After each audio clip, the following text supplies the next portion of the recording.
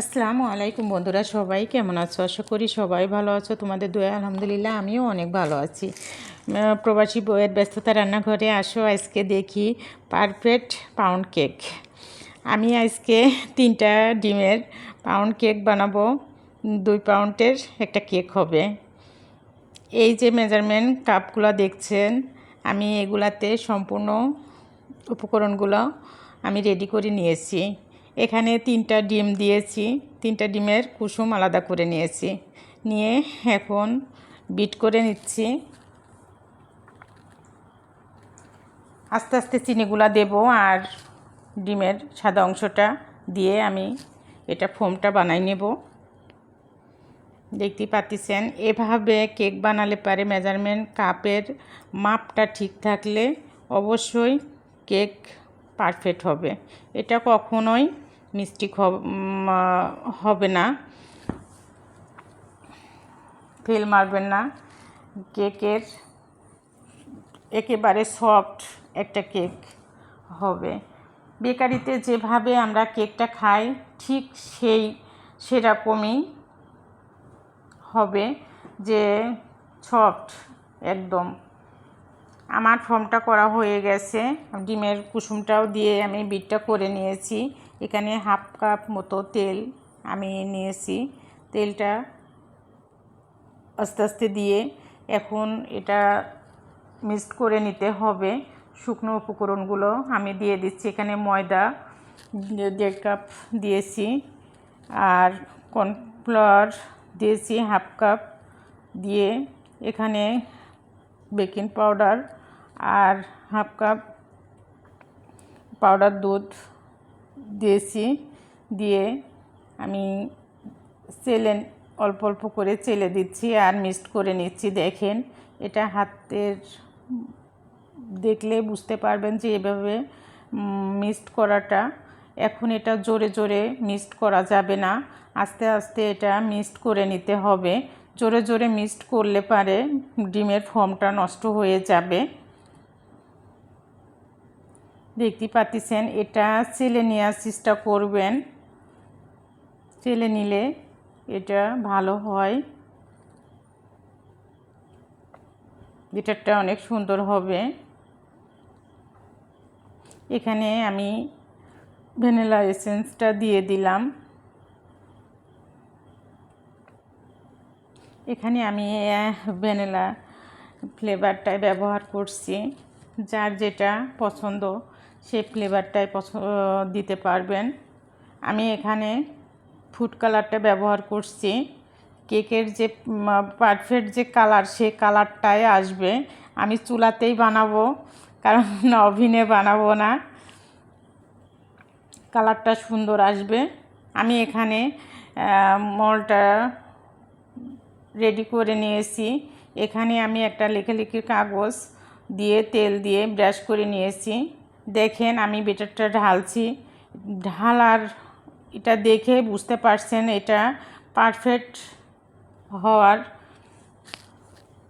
এখানে আমি চুলাতে বসাই দিলাম, প্রি হিট করে নিয়েছিলাম।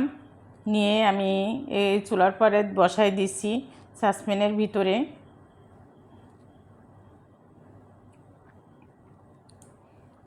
এখানে আমি 40 মিনিট অপেক্ষা করছিলাম, করে আমি দেখিয়ে নিচ্ছি। দেখেন, একবারে পারফেক্ট একটা কেক চুলাতেই তৈরি করা যায়। কেন বাজারে থেকে কিনে খাবেন? অবশ্যই বাসায় ট্রাই করবেন। সবাই ট্রাই করে খেয়ে দেখবেন যে একেবারে যেমন দেখতে সুন্দর হয়েছে, খেতেও অনেক মজা হয়েছিল কেকটা। আমি এখানে ঠান্ডা করে ঢেলে নিচ্ছি। দেখেন,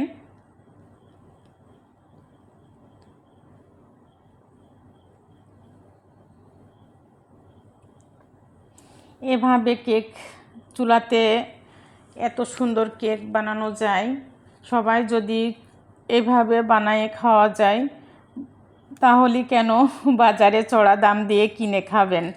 সবাই বাসায় ট্রাই করবেন আর বাচ্চাদের এভাবে বানাই দিবেন। যখন খুশি তখন বানাই দিতে পারবেন, পরিবারের সবাই খুশি হয়ে যাবে। এটা বানানো দেখলেই, দেখেন আপনি কেকটা দেখলেই বুঝতে পারছেন যে এতটাই পারফেক্ট হয়েছে যে হাতের মুঠের মধ্যে নিলে পারে মোট হয়ে যাচ্ছে, আবার ছেড়ে দিলে আবার যেমন তেমন হয়ে যাচ্ছে, চুপসে যায় নাই, এতটাই পারফেক্ট হয়েছে। আমি কেকটা কেটে নিচ্ছি, 3 ভাগে ভাগ করে এটা আমি কেটে নেব। দেখেন ভিডিওটা সবার কাছে ভালো লাগলে অবশ্যই সাবস্ক্রাইব করে যাবেন, লাইক শেয়ার করে যাবেন, আর পরিবারের কাছে শেয়ার করে দিবেন, কারোর না কারোর উপকারে লাগবে। আমি এখানে চিনির সিরাপটা বানাই নিয়েছিলাম, নিয়ে আমি এটা দিয়ে নিচ্ছি।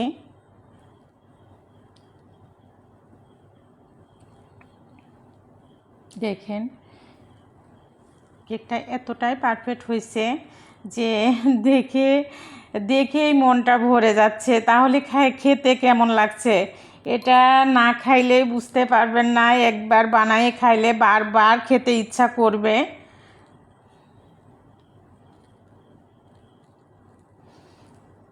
ভাবিরা আছেন, আপুরা আছেন, নতুন রাঁধুনি আছেন, ভাইয়ারে বানাই খাওয়াবেন, ভাইয়ারা অনেক খুশি হয়ে যাবে। ক্রিমটা দিয়ে আমি ফ্রিজে রেখে দিছিলাম সেট হওয়ার জন্যে, পরে আবার বের করে নিয়ে আসছি। এটা ফ্রিজে না রাখলে সেট হবে না, ফিনিশিংটা ভালো আসবে না, এ কারণে আমি ফ্রিজে রেখে দিছিলাম। দিয়ে সারি আবার নিয়ে আসলাম, নিয়ে আসি এখন বাকি ডেকোরেশনটা করে নেব। দেখেন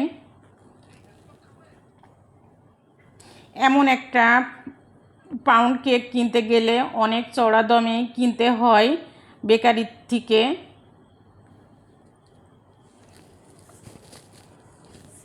আর ঘরে বানিয়ে খাওয়া এটা মজাটাই আলাদা। নিজের মনের কাছেও অনেক ভালো লাগে যে নিজে হাতে জিনিসটা বানিয়ে আমি খাচ্ছি, এটা নিজের মনের কাছে এতটাই ভালো লাগে যে আমি এটা নিজে হাতে বানাইছি, এটা নিজের কাছে অনেক ভালো লাগে। আর পরিবার খেয়ে যখন বলে যে এটা অনেক সুন্দর হয়েছে, তখন তো আরও মনটার ভিতরে খুশি হয়ে যায়। তো এভাবে সবাই বানাবেন, বানিয়ে সবাই খাবেন, দোকানের অপেক্ষায় থাকা লাগবে না। যখনই বাচ্চারা বায়না করবে তখনই বানাই দিতে পারবেন। আমার কেকটা ডেকোরেশন কমপ্লিট হয়ে গেছে। দেখে কেকটা ডেকোরেশন কেমন হলো সবাই কমেন্ট করে বলবেন। আপনাদের কমেন্ট পাইলে আমার ভিডিও বানাইতে উৎসাহটা অনেক বেড়ে যায়। একটু প্রশংসা পাইলে মানে ভিডিওটা বানাইতে তো আরোই ভালো লাগে। যাই হোক আমি কেটে দেখাচ্ছি আপনাদের যে কেমন হয়েছে। এতক্ষণ তো দেখলেন, এখন কেটে দেখাচ্ছি।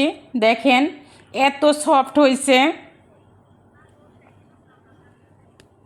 দেখেন আমি কেটে আপনাদের দেখাচ্ছি। হয়তো খাওয়াতে পারছি না, এটা দুঃখিত, খাওয়াইতে পারলে আরও খুশি হতাম, কিন্তু খাওয়াইতে পারছি না বলে এটা দুঃখিত সবার কাছে। যাই হোক ভিডিওটা সবাই কষ্ট করে দেখছেন, পাশে আছেন, সবাইকে থ্যাংক ইউ। আর নতুন নতুন ভিডিও দেখার জন্য পাশে থাকবেন, আর আমার ছোট্ট পরিবারের জন্য সবাই দোয়া করবেন। ভালো থাকবেন, সুস্থ থাকবেন। আল্লাহ হাফেজ।